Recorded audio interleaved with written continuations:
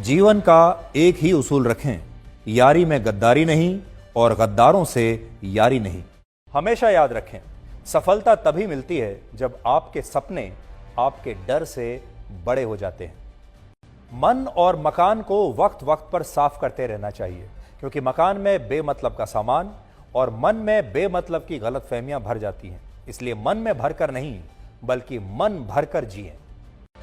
हमेशा लोगों के दिलों में सेव रहिए, क्योंकि अगर आप मोबाइल फोन की गैलरी में सेव रहेंगे तो कभी भी डिलीट हो सकते हैं। शतरंज में वजीर और जिंदगी में जमीर अगर मर जाएं तो समझिए खेल खत्म।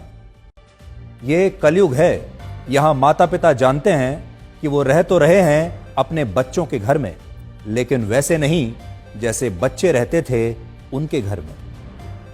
अजीब सौदागर है ये वक्त भी, जवानी का लालच देकर बचपन ले जाता है और अमीरी का लालच देकर जवानी ले जाता है। जीवन में अच्छी यादों का अचार डालिए जो दिल के मर्तबान में सालों साल रखा रहे, और बुरी यादों की चटनी बनाइए ताकि वो 2 दिन में ही खत्म हो जाए। जिंदगी और चाय एक जैसी होती हैं, जैसे ही मजा आने लगता है तब खत्म हो जाती हैं। जीवन में आप कितने भी अच्छे कर्म कर लें, तारीफ तो शमशान में ही होगी। कड़वा सच यह है कि मृत्यु के बाद इंसान का सारा सामान दान कर दिया जाता है, लेकिन उसका कमाया हुआ सारा धन आपस में बांट लिया जाता है। जीवन एक कलम यानी पेन की तरह है।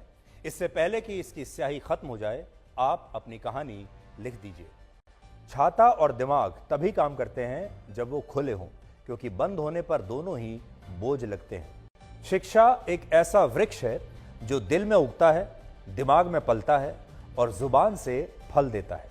जिंदगी को समझना बहुत मुश्किल है, क्योंकि कोई सपनों की खातिर अपनों से दूर रहता है और कोई अपनों की खातिर सपनों से दूर रहता है।